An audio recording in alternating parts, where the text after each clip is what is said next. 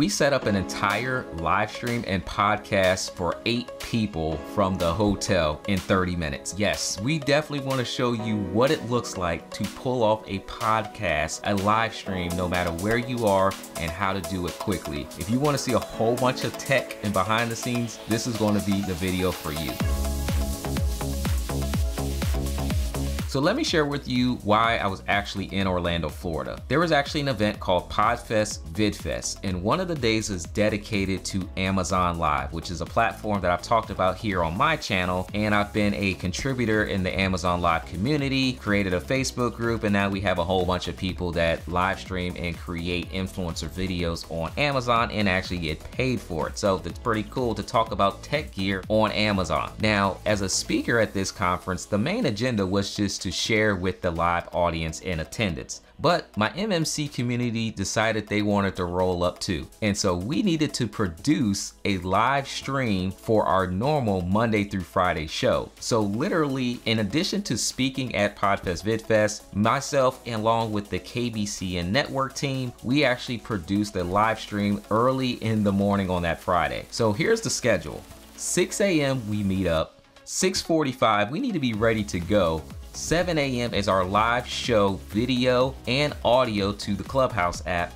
8:30 we need to tear down to be in the conference by 9 a.m. So we have a really tight timeline. That means all hands on deck for setup and tear down. Let's get into some of the equipment that we used, because that's why you're actually here. Now, I'm gonna do my best to remember everything, but it has been a few days now and I don't quite remember all the specs, so everything that I do remember will be in the video description of this video. So definitely check it out if you're interested in any of the gear we used. Now, there are 2 parts of this. One is audio, one is visual. Let's start off with the audio side of this. Now, we did have like 8 people at a table, and we actually were able to scout out the location beforehand and find a table, find enough chairs to have 8 people as part of this podcast video live stream. And we had 2 Rodecaster Pros, which was our main audio source for the audio routing. Audio routing is just important. So we had 2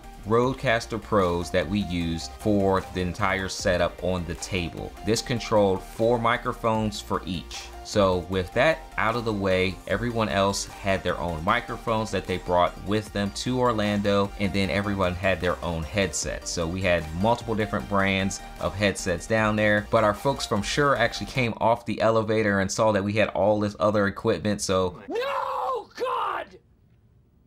No, God, please, no! No! No! No!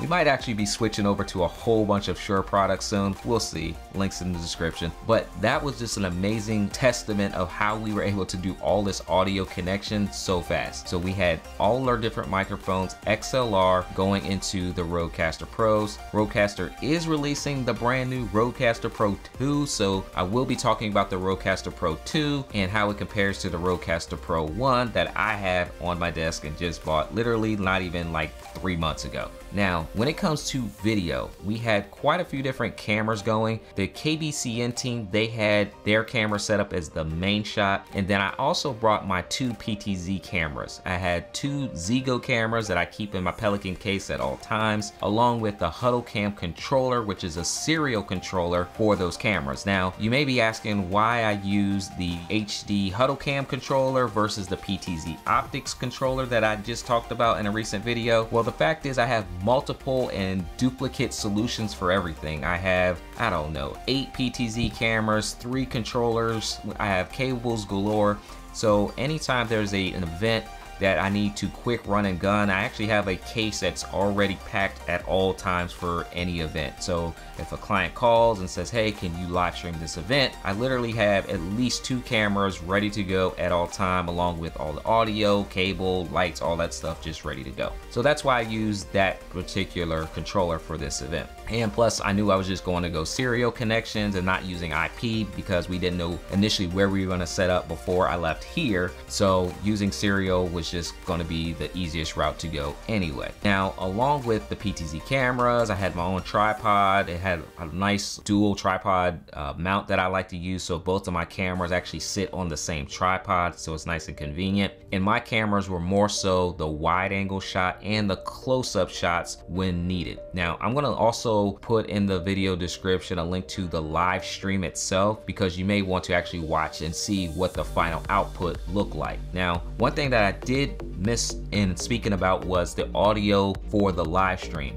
Now, because of the routing with the Clubhouse app and the Roadcasters can be a little complicated in a short window of time that we had to set up, we actually just used a boom microphone to route the audio for the live stream audience. So they didn't have to worry about muting and unmuting. We actually controlled all of the boom arm microphones through the live stream. We used the OBS software to do all of this. We actually used BZB Gear. Shout out to them for sending over a video switcher a few months ago. We used that as our main switcher between my cameras and the KBCN network camera. So that video switcher is a 4-port switcher up to 4 cameras, or basically 4 HDMI devices, and it worked seamlessly like a champ, no hiccups. So that is pretty much it in a nutshell, but hopefully I can get a videographer to follow me around. I can do these videos in real time and like really describe to you the connections. And if we have more time to actually do the setup, then it's a lot easier to describe everything in real time as well. One of the things I'm really looking forward to, hopefully sooner than later, is to move out of this home office space and into a